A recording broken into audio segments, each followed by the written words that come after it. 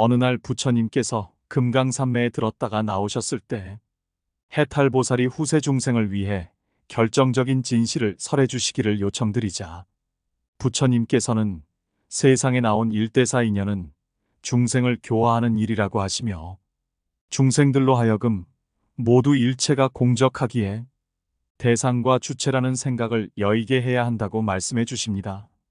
마음을 비울 수 있다면 마음은 헛개비처럼 변화되지 않을 것이며 헛개비도 없고 변화도 없으면 무생법인을 얻는다고 말씀해 주십니다.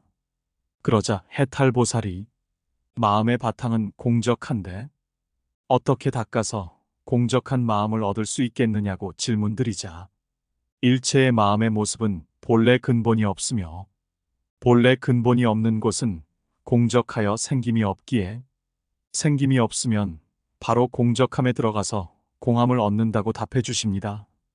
만약 중생들이 주체와 대상에 사로잡혀 있다면 주체가 있다고 생각하는 사람에게는 12인연을 관찰하게 하고 대상에 사로잡혀 있는 사람에게는 없애게 하여 바탕을 보게 하고 실제에 들어가게 하라고 일러주십니다.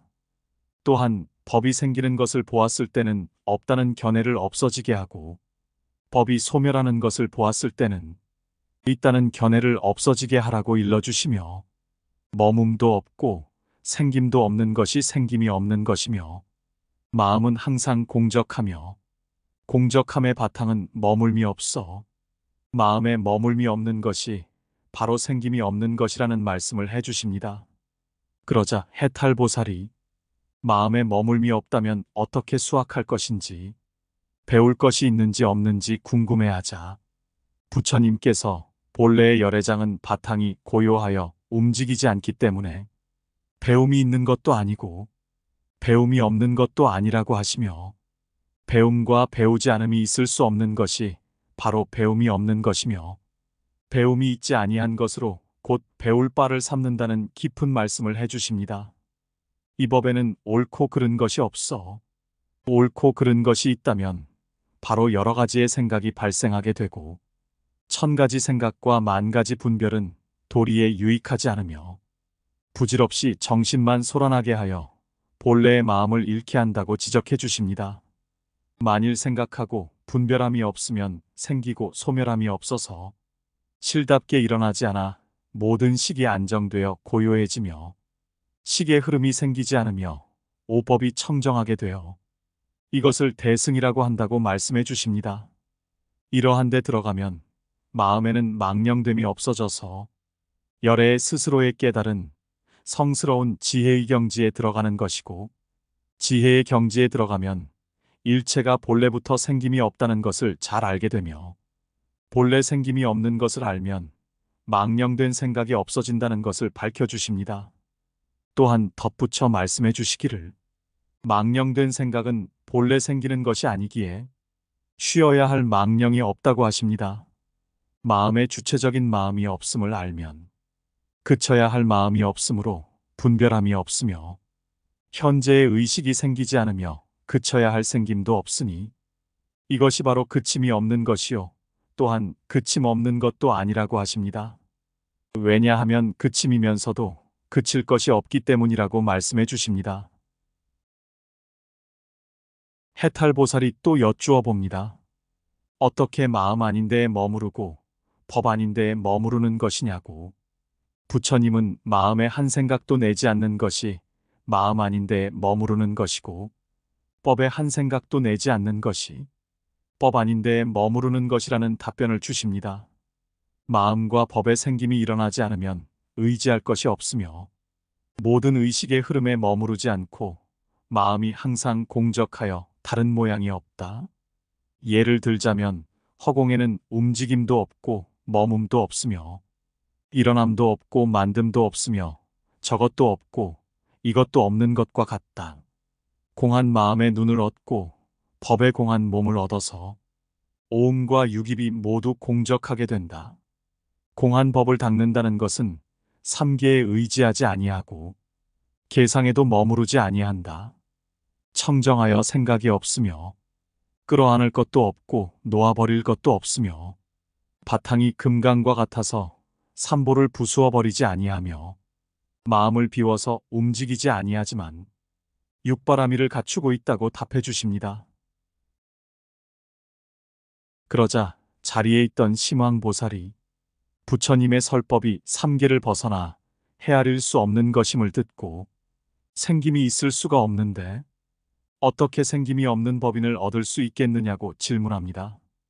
그러자 부처님은 얻을 것도 없고 법인도 없다는 이것이 바로 얻을 것이 있는 것이라며, 얻을 것이 있고 법인이 있다면 이것은 생김이 있는 것이라 얻는다는 데서 생김을 지니게 되며 얻게 되는 법을 지님으로 아울러 허망하게 되는 것이라는 말씀을 해주십니다.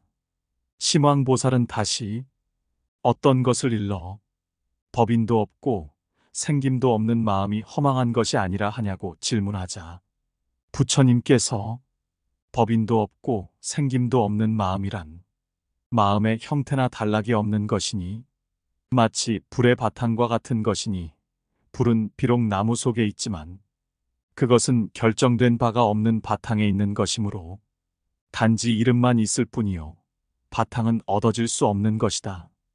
이치를 드러내기 위하여 설명을 빌려서 이름으로 삼았지만 이름도 얻을 수 없듯이 마음의 모양도 그러하다. 그 있는 데를 볼 수가 없는 것이니 마음이 이러한 것인 줄 알면 이것이 바로 생김이 없는 마음이다. 근본적인 이치는 정멸하여 있을 수 없는 곳에 있으며 머무르는 것도 볼 수 없나니 결정성이기 때문이다. 이 결정된 바탕은 또한 동일한 것도 아니며 다른 것도 아니요 아주 없어지는 것도 아니며 늘 있는 것도 아니다.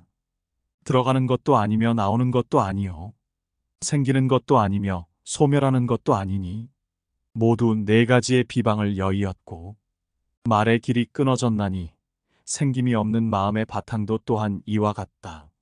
무엇이 생김과 생기지 않음, 법인의 있음과 법인의 없음을 말하는 것인가? 만일 마음에 얻음이 있느니 머물미 있느니 또 그 이치를 보느니 하고 말하는 자가 있다면 곧 안욕따라 삼막삼보리의 지혜를 얻지 못하리니 그것은 영원한 어둠이다. 마음의 바탕을 요별하는 자는 마음의 바탕이 이와 같아서 바탕 또한 이와 같이 생김도 없고 행함도 없음을 아느니라 라고 설해 주십니다. 이어서 부처님께서 심왕보살에게 안욕따라 삼막삼보리를 얻었냐고 하시자 심왕보살은 세존이시여 저는 안욕따라 삼막삼보리를 얻은 바가 없습니다. 왜냐하면 보리의 바탕 속에는 얻을 것도 없고 잃을 것도 없으며 깨달을 것도 없고 알 것도 없으며 분별할 모습도 없습니다. 분별이 없는 속에서 청정한 바탕에 합이라나니 그 바탕은 아무것도 혼합되어 있지 않고 말씀과 해설도 있을 수 없습니다. 또한 있는 것도 아니며 없는 것도 아니요 아는 것도 아니며 모르는 것도 아니니 가지가지에 본받아야 할 행함도 이와 같습니다. 왜냐하면 일체에 본받아야 할 행함은 있는 곳을 볼 수 없으며 결정성이기 때문에 근본적으로 얻느니 얻지 못하느니 하는 것이 있을 수 없는데 어떻게 안욕따라 삼막삼보리를 얻는다고 하겠습니까? 라고 대답하자 부처님께서 맞다고 말씀해 주십니다. 이때 무주보살은 부처님의 일미진실한 불가사의한 법을 듣고 청정한 경지에 들어가게 됩니다. 부처님은 무주보살에게 다시 설해 주십니다. 마음은 소재처가 없는 결정성의 경지에 있으며 그 경지는 청정하기가 맑은 유리와 같고 바탕은 항상 평등하기가 대지와 같으며 깨달아 미묘한 관찰은 지혜의 햇빛과 같고 이로움을 성취하고 본각을 얻는 것은 위대한 진리의 비와 같다고 하시며 이 지혜에 들어간 자는 부처님의 지혜의 경지에 들어간 것이며 지혜의 경지에 들어간 자는 가지가지의 식이 발생하지 않는다고 설해 주십니다. 부처님은 또한 대력보살의 궁금증에 대해 5가지 보살의 공을 설해 주십니다. 즉 삼유가 공이요 육도의 그림자가 공이며 법의 모습이 공이요 명상이 공이며 심식이 공이라고 설해 주십니다. 이와 같은 공들은 공이면서 공에 머물지 아니하며 공이면서 공의 모습이 없거니와 모양이 없는 법에 어찌 취하고 버림이 있겠느냐며 취할 것이 없는 경지에 들어가면 세 가지 공에 들어가는데 세 가지 공이란 공의 모습도 공하며 공이 공하다는 것도 공하며 그 공해진 것도 공한 것을 말한다고 설해 주십니다. 다시 대력보살이 만일 마음이 깨끗할 것 같으면 가지가지의 경계는 생기지 않을 것이니 이 마음이 청정할 때는 삼계가 없겠다고 하자 부처님은 바로 그렇다고 하시며 마음이 경계를 발생시킨 것이 아니고 경계도 마음을 일으키지 않는다며 그 이유는 보이는 모든 경계는 오직 보여지는 마음일 뿐이니 마음에 환화가 없으면 보이는 것도 없기 때문이라고 설하십니다. 또한 일체의 연기법은 미혹한 마음과 망령된 견해이며 드러난 것은 본래 생김이 없는 것이니 인연의 근본은 없는 것이기 때문이라고 하시며 마음은 법의 이치와 같아서 자체가 공하여 없는 것이라고 하시며 공의 으뜸은 본래 머무르는 곳이 없건만은 범부의 마음은 망령되이 분별해서 보는 것과 같다는 제1의제를 말씀해 주십니다. 이어 사리불이 중생을 교화하고자 어떻게 하는 것을 본처에 따르는 것이냐고 질문드리자 본래 근본이란 없다고 하시며 정해진 처소가 없는데 살면서 변제를 비우고 실상에 들어가며 보리심을 일으켜 성스러운 길을 원만하게 성취하는 것이라며 마치 손으로 저 허공을 잡는 것과 같아 잡은 것도 아니며 잡지 않은 것도 아니라고 설해 주십니다. 사리불은 정멸은 여여한 것이며 가지가지의 공덕을 다 지니고 마땅히 일체의 법을 다 진열하되 원흉무해하여 둘이 아니니 헤아려 측량할 수가 없다고 하며 마땅히 이 법을 알면 이것이 마하바냐바라밀이고 크게 신비한 주문이며 크게 밝은 주문이며 위없이 밝은 주문이며 위없이 평등한 주문이라고 감탄하자 부처님께서 그러하다고 하시며 진여는 공한 바탕이어서 바탕이 공한 지혜의 불은 가지가지의 번뇌를 태워 없애버려 평등하고 평등하다고 하시며 등각의 세 가지 경지와 묘각의 세 가지 몸이 구식 가운데서 명백하여 밝고 깨끗하며 가지가지의 그림자가 있을 수 없다고 하시며 이 법은 인도 아니요 연도 아니니 그것은 지혜 자체의 작용이기 때문이라며 움직임도 아니고 고요함도 아니니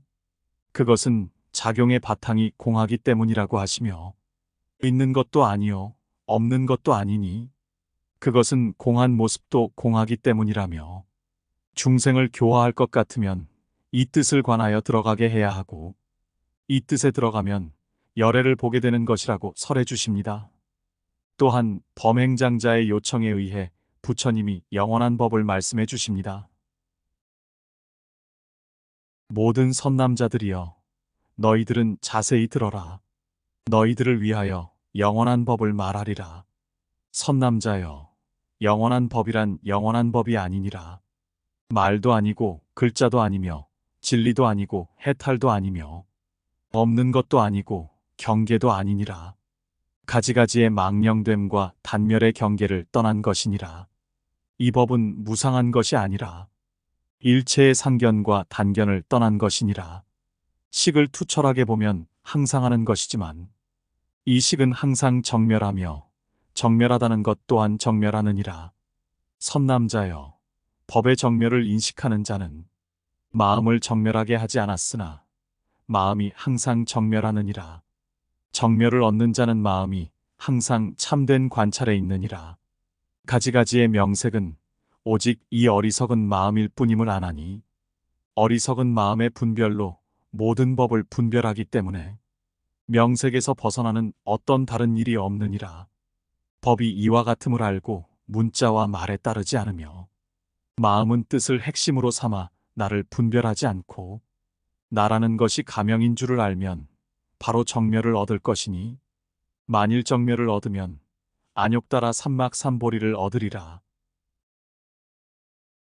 마지막으로 부처님은 지장보살에게 가지가지의 공한 가르침을 설하는 것은 가지가지에 있다는 견해를 부수기 때문이라고 하시자 지장보살은 있다는 것이 실답지 않기를 알되 아지랑이가 물이 아닌 것과 같이 알고 실상이 없지 않다는 것을 알되 불의 바탕이 생기지 않는 것 같이 알아야 하고 이와 같이 관찰하면 이 사람은 슬기롭다 할 것이라고 하자 부처님께서 그렇다고 하시며 인, 과, 식에 애착하여 물들지 않고 보리에 도와 크게 깨달아 바른 지혜로 얻는 진리와 지혜와 선정이 다름이 없는 행으로 들어가는 진리로서 부처의 길을 닦으면 정각을 얻지 못할 리가 없다고 일러주시며 이 경전은 과거의 모든 부처님께서 보호하고 생각하신 것이라 열애의 일체지의 바다에 들어갈 수 있고 이 경전의 법은 많은 법을 모두 지니고 있으며